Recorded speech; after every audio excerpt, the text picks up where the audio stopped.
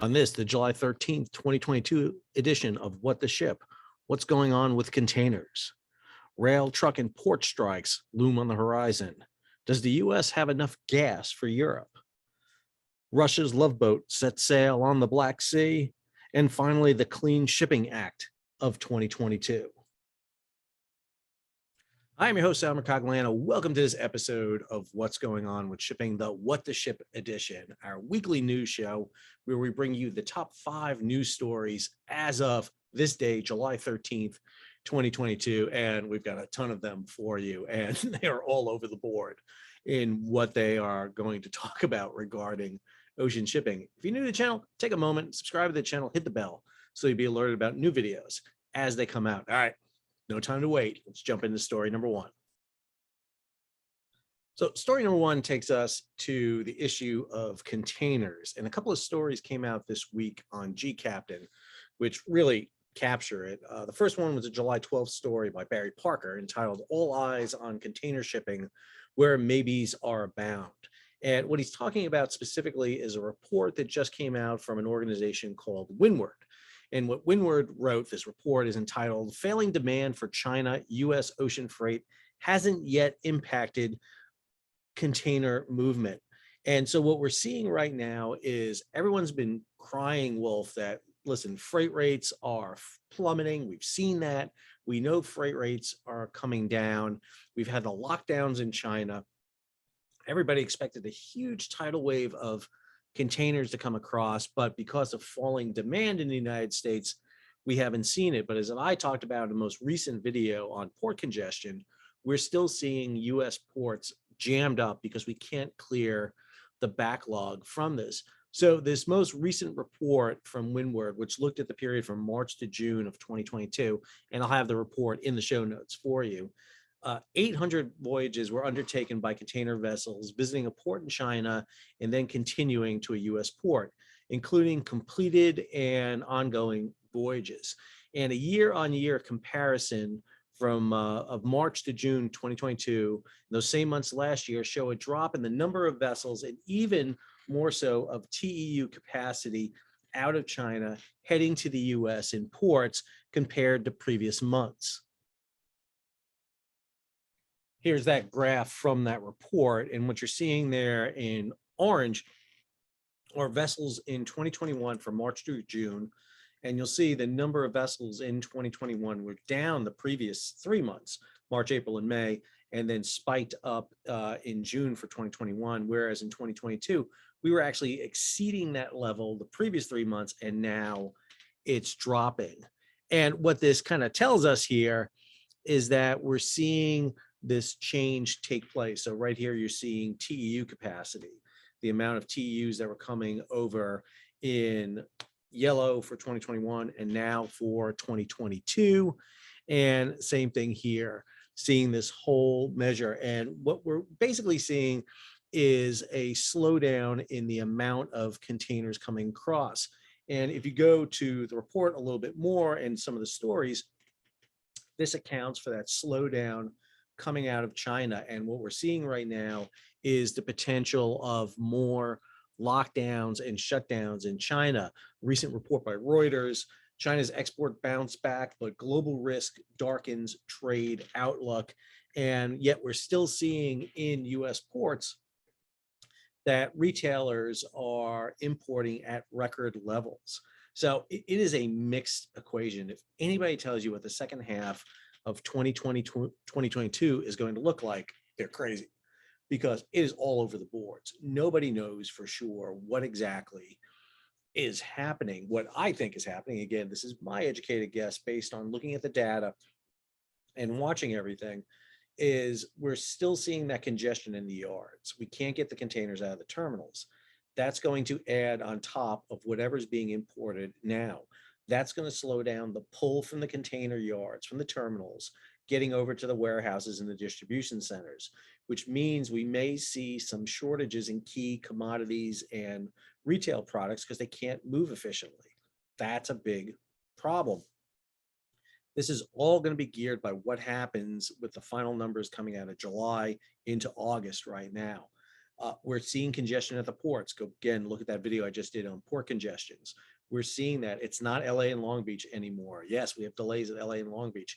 Yeah, we're down from 100 vessels back in November down to 20 something vessels today. But where you're seeing the delays, Savannah, Houston, New York, New Jersey, it's shifted to the East Coast. This is a big issue that we need to monitor. So that was story number one. Let's jump to story number two. Story number two takes us to the West Coast, but also the interior of the United States and to Europe. A story on Splash 24/7 by Kim Beggar. U.S. port congestion set to worsen as rail and truck strikes loom. So we all know, talked about this in another video on the West Coast labor renegotiations, that right now the ILWU, the International Longshoremen and Warehouse Union, and the Pacific Maritime Association, the PMA, are operating without a contract. So the thousands of ILWU workers in the 28 ports up and down the West Coast have been working without a contract since July 1st, which means the no strike, no lockout, no slowdown clauses are all gone. Well, guess what? Railways have been doing that for 3 years, and the railways are getting ready to strike. And if a railway strike happens, that's going to be catastrophic for the supply chain. If you see a railway strike happen, that's going to cause disasters across the board. On top of that, you have independent truck drivers in California under the recent AB5 ruling from the Supreme Court who are talking about strikes today. We're talking about truckers planning to stop work on Wednesday, July 13th to protest AB5. Now, there may be a appeal of AB5 based on the Commerce Clause in the Supreme Court. Why they never argued this in the first place, I don't know. But understand the Supreme Court will only hear how a case is presented before them. They will not usually interpret laws and bring them in. You've got to make that case to them. So we have the potential for road, rail, and port disruptions in the United States. And I know people are going to scream and yell that the ILWU is not going to strike, the railway workers aren't going to strike, the truck drivers aren't going to strike, but as long as that's looming on the horizon, it creates uncertainty, that raises freight rates, and it creates inflation. Add to it, we are seeing strikes right now in places like Germany, where Germany are bracing for port strikes on Thursday, the July 14th. This is after a series of port strikes had already happened. Understand, a port strike in Germany may not sound like it impacts you in the United States, but it does, because a lot of containers right now are being routed to the U.S. through terminals in Europe. They're being loaded on ultra large container vessels shipped out of Asia via the Suez Canal to terminals in Europe, including Hamburg and Bremerhaven, and then transloaded onto vessels for shipment across the Atlantic to the United States. This has the potential to affect us. And as if that's not said and done, I got to say, Splash 24/7, just the ray of sunshine today. You got Kim Beggars, you got Sam Chambers with these stories. Sam Chambers with the story, China port congestion seen growing on back of local lockdowns and poor weather. I don't know what to say here. It's just, it's again, we keep talking about black swan events. These are those rare events that hit and cause disruptions. Well, we've been dive bombed by a flock of these black swans, and the flock doesn't want to get the flock out of here. So we are reeling with these issues in the global supply chain, and we're about to see it happen again. All right, that was story number two. Maybe we'll get something better for story three. Let's go. Story number three, Reuters story on G Captain by Scott DeSavanio, talking about, could the U.S. ship more LNG to Europe? Yes. Can the United States give Europe more gas? I would enjoy giving Europe more gas. I would enjoy giving everybody more gas. The problem is that the U.S. has had a slew of disasters that are going to prevent this. Go back to, obviously, February, you had the invasion of Ukraine by Russia. That has caused this massive disruption in liquefied natural gas shipments to Europe via the Nord Stream pipelines, particularly the new one, the Nord Stream 2, that's not being used. And the U.S. stepped up, which meant that U.S. LNG exports hit record levels. We actually became the largest exporter of liquefied natural gas in the world, surpassing Qatar and Australia. That is until June, when in Freeport, Texas, the Freeport LNG, the second biggest LNG export facility in the United States, had a fire and a massive explosion that has taken a large portion of that facility offline. Add to it another fire and explosion at a facility in Oklahoma. And what that means is we've about halved our ability to export this. And that's a major player, which means that gas shipments have got to be picked up going to Europe from other places. Not only that, our gas shipments don't just go to Europe, they go to South Korea, they go to Japan, they go to China. And this is becoming a major factor. And if we can't provide that gas, if Qatar and Australia can't, the Europeans are going to have to get it from Russia, which puts Russia in a pretty strong position of leverage, something that they did not want, or we did not want to see that happen. But again, your Russian gas accounted for about 45% of European imports in 2021. They're the second biggest gas producer in the world, using pipelines largely to get that across, something in the range of almost 70 billion cubic feet per day in 2021 was heading over there. So this is a major issue. The Freeport explosion and fire and the subsequent one in Oklahoma is a major issue. And again, we're not even sure what caused this. That's another issue there is what was the cause of this?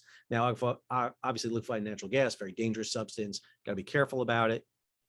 But the US is really missing out on its ability to be a net exporter of energy at this time. Add to the fact that we still need to import heavy sour crude oil into the United States because the light sweet crude we get out of shale gas, we can't refine in this country. We don't have the right refinery capacity to refine this. We're in that weird position of exporting oil and importing different types of oil to accommodate our refineries. And we still don't have enough refinery capacity. We need to be building refineries. That's the infrastructure that we're not developing. We need these. The problem is nobody wants a refinery next to them. And the EPA and the measures to do that is a problem. But guess what? Gas and oil are the things that power most of our electricity and power around the world. It's that medium. I know we talk about clean power, nuclear, which I think is great. Nuclear, we should be doing more of, but we're not. Wind and solar are fantastic, but they're just not enough of it. And we haven't been able to harness enough of that. But this right here, the export of LNG, is a major factor. And we are missing out on this because of the explosion in Freeport, and also because we don't have any American LNG tankers. And so American businesses are losing out on this. Most of this is being done on foreign flag LNG tankers. There's a slew of them being built in places like Korea we can get our hands on. We should be procuring them, bringing them over under an American flag for international trade, or a temporary waiver to bring them into a coastal trade, something that we need to talk about. Did a whole video on this one too. All right, well, I was hoping for a better story there, but let's go to story number 4. Maybe that will be the story we need. Story number 4 brings us to the Black Sea, and a series of stories that just came out the other day that drove me a little crazy. I'm not going to lie. It irked me quite a bit. This story right here on G Captain irked me because it's a Reuters story, but this followed the trend. Ukraine starts shipping grain via Danube River. Okay, that's wrong on so many levels. Ukraine has been shipping grain on the Danube River for months now. Months they've been doing this. But what this story is trying to say to you is they've opened up a access onto the Danube River that increases the amount of grain coming down. I know I'm word picking here, but it bothers me. I don't like it when people misreport things. This story, but kind of really played on this. Ukraine sparked hopes Tuesday for an increase in grain exports despite Russia's blockade of the Black Sea ports, noting the ships had started to pass through an important mouth of the Danube River. In the last 4 days, 16 ships have passed through the Bystre River mouth. Deputy Infrastructure Yuri Vazov was quoted as saying in the ministry, okay, if you're going to say this article right, then I'll give it to the guys at Splash 24/7. Sam Chambers, recapturing of Snake Island opens new grain export routes for Ukraine. That's the title there, Sam. Sam hits it right on the nose there, that what they're doing is reopening new export routes. And what we're seeing happen right now is not only are we opening up new export routes by opening up the mouth of the Danube River. Prior to this, they were using a canal through Romania to access the Ukraine, the Danube River, but now they're using the mouth of the Ukraine. But also, they've opened up a new rail line, or actually, it's an old rail line of the Soviet gauge from Ukraine into Romania to assist in the movement of grain. So a lot more grain is moving, but nowhere near the limits they need to be, which brings us to this report by UNCTAD.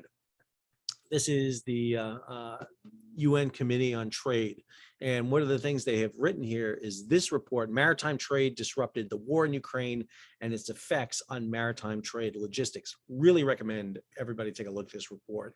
I want to break it down a little bit more than just as one of the 5 stories here, but a really interesting one. But the story that caught my imagination this week was this one in Maritime Executive about the war in the Black Sea. We've been talking about war in the Black Sea quite a bit, but this story right here, Russia's first modern cruises launch sailings on the Black Sea. That's right. You can head on board the Astoria Grande for a luxurious tour of the Black Sea. That's right. Where I want to go vacationing on a love boat right now is in the Black Sea. It starts on July 16th from the port of Sochi, where the Winter Olympics was held. And it's supposed to operate on 16 weekly cruises in cooperation with the Turkish company as they seek to build Russian tourism industry. This is an old Ada cruise ship that had been built back in the 1990s. She'd been bought over from Carnival, which Ada is part of, and has been laid up ever since. She went through a conversion and now will operate. Obviously, she's going to be operating in the southern Black Sea, I should think. I don't envision this ship calling at Mariupol and Berdansk and Sevastopol. I hope not, at least. I envision that she'll be operating more on the southern side and out of the main path here.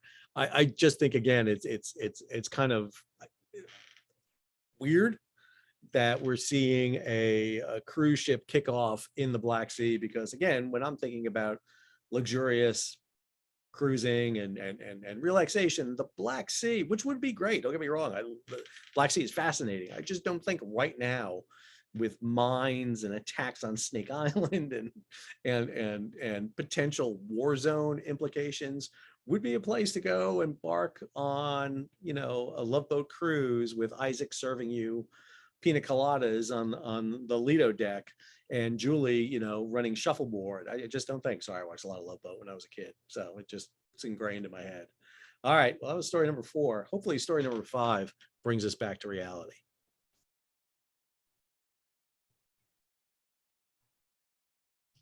Story number 5 comes over from Maritime Executive. New bill would empower EPA to regulate carbon dioxide, but only from ships. Truck, rail, and air cargo operators would not be regulated.